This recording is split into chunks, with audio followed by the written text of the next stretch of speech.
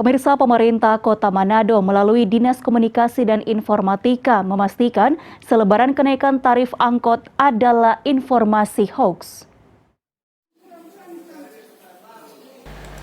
Pemerintah Kota Manado melalui Dinas Komunikasi dan Informatika memastikan selebaran kenaikan tarif angkot adalah informasi hoax.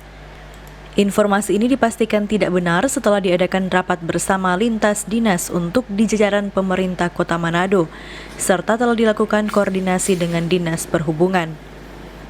Kepala Dinas Kominfo Kota Manado Erwin Kontu juga meminta warga Manado agar bisa lebih selektif dalam menerima informasi dan memastikan kebenarannya kepada pihak yang berkompeten.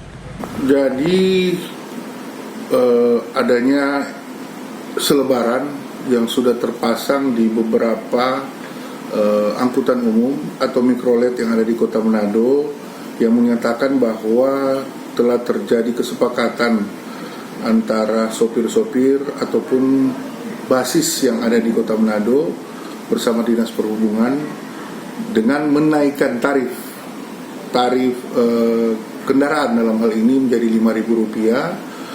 Kami dari pemerintah Kota Manado menyatakan bahwa itu tidak benar. Kemarin kami telah konfirmasi, sudah rapat dan informasi terakhir yang kami dapat bahwa Dinas Perhubungan dalam hal ini Kepala Dinas tidak pernah menyatakan bahwa adanya kesepakatan dengan pihak-pihak yang disebutkan dalam selebaran tersebut. Sebelumnya diketahui beredar selebaran tentang kenaikan angkot di Kota Manado dari tarif yang sebelumnya Rp4.000 naik menjadi Rp5.000 dan untuk anak sekolah Rp2.000 naik menjadi Rp3.000.